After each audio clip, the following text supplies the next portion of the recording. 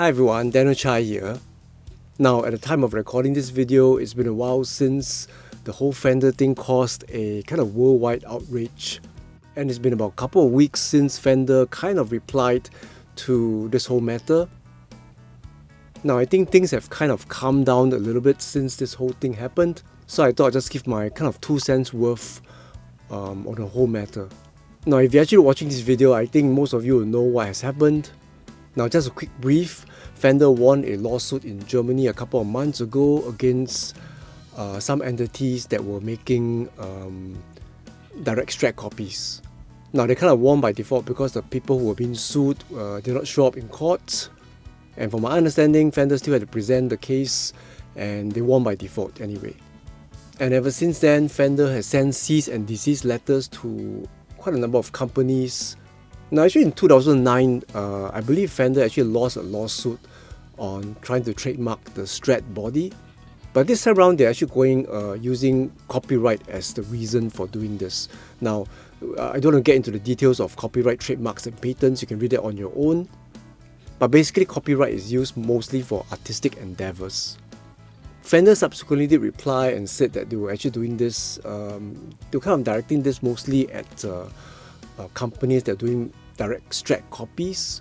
But I think the damage was already done. There was a lot of outrage. People were taking sides, and mostly people were taking the side of the other manufacturers or retailers who were selling Strat style guitars. And I think to a lot of people's minds, they saw it as some kind of corporate bullying. And I think it doesn't help that it kind of reflects in people's minds what's been happening in the world in recent times. Anyway, I just want to give my 2 cents worth because, as you know, if you have seen my other videos, I've done a couple of videos kind of primarily about the Fender Strat. There was one where I talked about Fender parts casters and where I actually use only original Fender parts, be it Japanese, Mexican, American. And there was another video where I talked about comparing different Fender custom shop necks. Anyway, I think when it comes to the guitar, I think it gets emotional for a lot of people. So whenever people see some kind of corporate shift, I think people get kind of up in arms, trying to defend, I think, and get emotional about what all this means. For me, I just hope that everyone kind of look at this from a long-term point of view and whereby kind of move the whole guitar community forward for future generations, and not just think about short-term goals like to increase revenue and stuff like that. I mean, the reason why everyone is kind of really upset about all this thing is because we are trying to play music, and the guitar is just one of the tools that we're trying to do this with. It's basically a tool to play music.